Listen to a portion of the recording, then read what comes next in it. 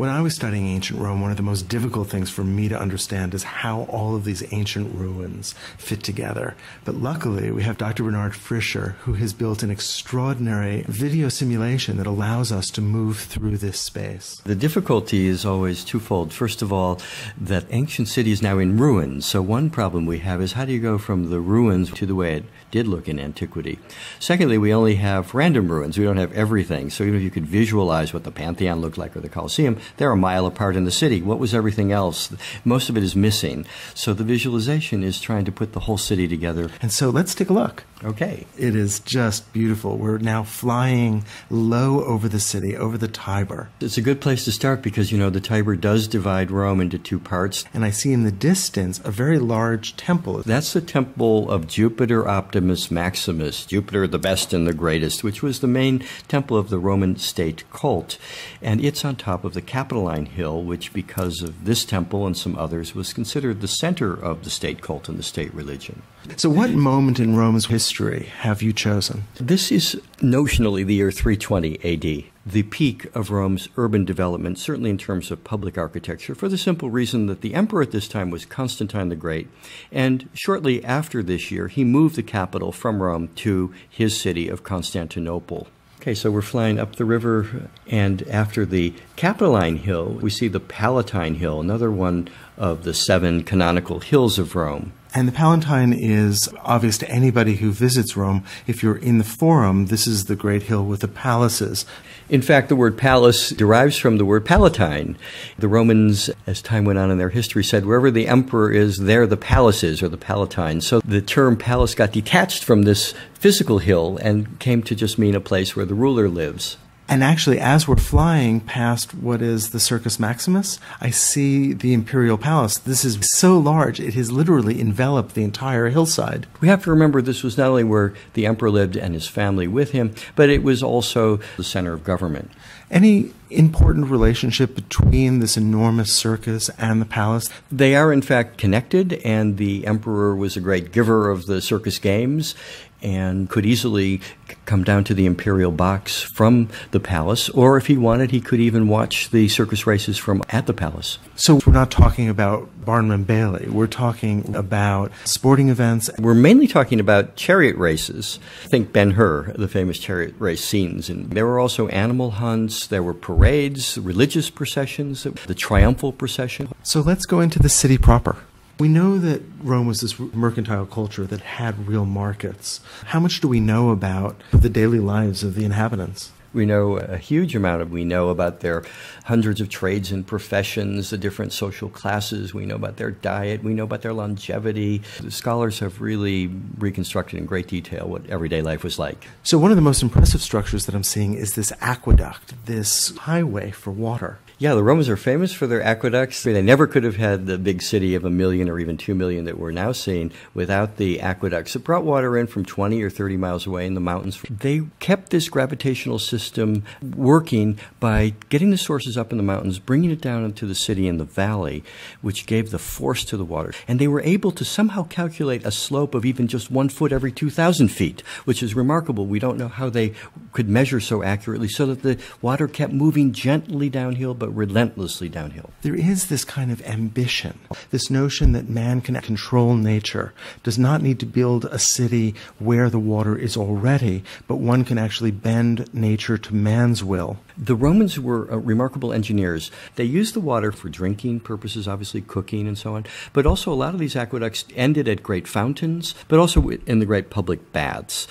So this area seems to be sort of set apart from this denser urban part of the city. And these are the baths of Trajan. Yes, these were not the first public baths, but they were the baths that gave the standard design for public baths. A block of bathing buildings in the middle of a kind of a garden area delimited by a wall. And we were talking earlier about the way in which the emperors would provide for the well-being of the city, and this is really a prime example. So now we're moving to some of the most well-known monuments in ancient Rome, the Colosseum. But we're in a fairly late moment in Roman history. Before the Colosseum, wasn't there another palace here? There was. The Colosseum was built by the Emperor Vespasian, who became emperor in 69 AD. after the suicide of Nero, a very unpopular emperor. And one of the reasons he was so unpopular was that after the Great Fire of 64 AD, in which a lot of the city was destroyed, he took over 100 acres in the heart of the city and converted it from private property to his own personal use as a palace, the Golden House of Nero. And the Colosseum was actually a lake in that palace. And Vespasian, to show he was a friend of the people, filled in that lake and built the Colosseum on top of it. The Colosseum was not originally called the Colosseum. No, that's a term that only goes back to the early Middle Ages. The Romans called it the Flavian Amphitheater because Vespasian's family name was Flavius, so Flavian. And it's an amphitheater, or kind of a double theater, an oval in shape. The Romans certainly didn't call it Colosseum, but they did call this enormous statue the Colossus. It's a statue of the sun god. Now, you had mentioned that this is the moment when Constantine rules Rome and has not yet moved the capital to the east. I think it's interesting to look at his arch, the Arch of Constantine, and realize that this is brand new. It's only a couple of years old. Constantine left Rome after he defeated Maxentius at the Battle of the Milvian Bridge. As far as we know, he never came back to Rome to actually see it. So we've just risen over the edge of the Colosseum where we're looking down. This is, in a way, a mirror of Roman society. The best seats are the ones farthest down, closest to the arena, and that was reserved for the emperor, top office holders, priests, and so on. Then behind them were the senators, behind them the wealthy businessmen, and behind them the freeborn normal citizens. At the very top sat women, slaves, and foreigners. So what were they coming to watch?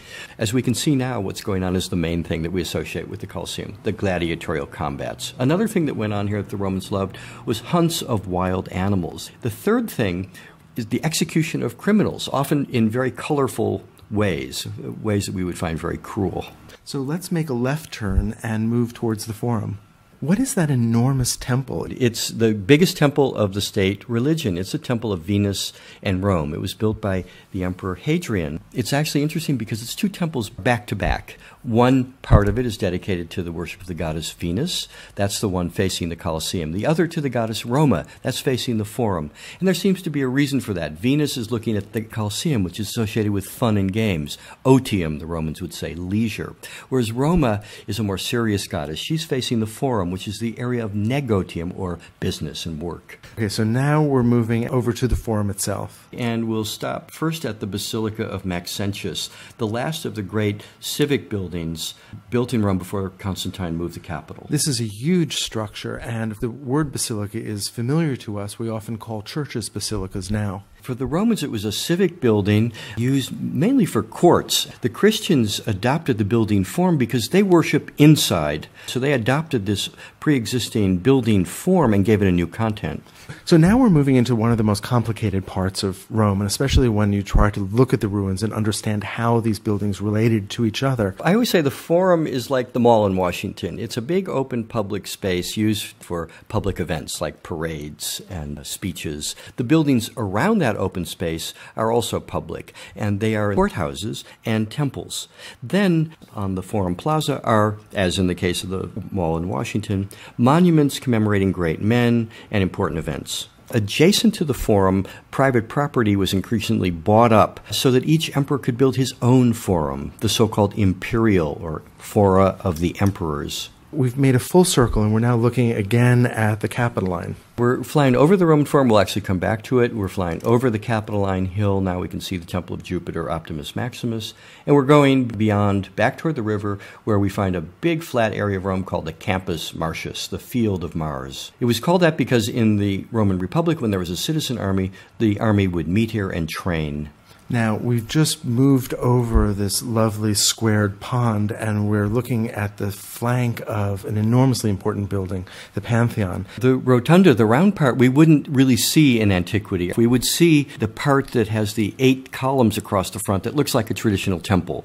We like to say that it was built as a building with a surprise on the inside, because it does look like a regular Greek or Roman temple, but when you get inside, that's when you notice that there's actually the rotunda. I just want to spend just a second marveling at the scale of this structure. Look at those columns. They are enormous. The ability to get stones that large upright is just a phenomenal feat in itself. It's phenomenal, and even more so when you consider that this is granite and it's all from Egypt. So it was brought from very far away. This is a building that celebrates the Roman emperors. This building we know had statues of Julius Caesar and then Augustus. So we think that this building then was dedicated always to the worship of the emperors. So this space opens up just magically. It does, and the magic is really remarkable. I've taken many visitors there, and I've asked them if they have the same experience that I've had. If you stop right on the threshold and you hold your head straight, I always say, what can you see? And everybody always agrees. You can see the hole in the dome up at the top. We call it the eye. You can see the floor, and you can see the two sides, left and right. That is to say, this is a grandiose space, but it's right at the limit of human vision. And for me, it always defines what is the classical, which is always derived from the human form, its proportions, and its limitations.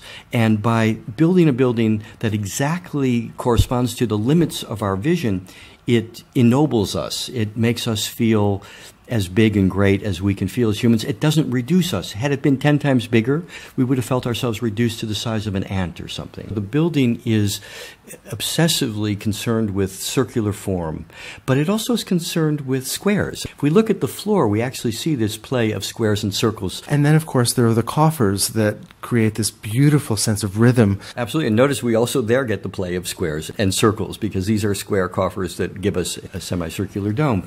But what's interesting to me about it is, first of all, it was painted. When you go there today, the paint has been completely lost, in the Dome of Heaven motif. So the ground of the dome is painted blue. The coffers are highlighted in yellow as if radiating the light of the sun. And in the middle were probably rosettes that are supposed to be suns or stars. Even in antiquity, we know from a historian who wrote only 100 years after the building was built, people wondered, how did they build the dome? How could they do that? They marveled at it even in antiquity. The light is very interesting. If you look at the coffering, you can get the idea that, the light from the eye is going to direct the sunbeams to different coffers at different times of the day, different days of the year. Recent scholarship suggests that this wasn't really a sundial, but there was a play of the passage of time and the play of light on space to indicate the passage of time during the year. There is, though, one alignment that seems to be very intentional, and that is that the sunlight coming through the eye at noon on April 21st exactly illuminated the main doorway of the Pantheon. Remember, Hadrian was the man responsible for the Pantheon in this phase. April 21st was the birthday festival of Rome. Hadrian was very interested in the birthday festival, changed the name to the Romaya, festival in honor of the goddess Rome. He seems to have aligned the building in such a way that there would be this dramatic effect at noon. And we can only imagine there must have been some sort of birthday festival happening in the Pantheon that day. So let's move back down to the Forum now. Some of the main roads going through the city met here in the Forum. It's a place that the average Roman on an average day might well pass through.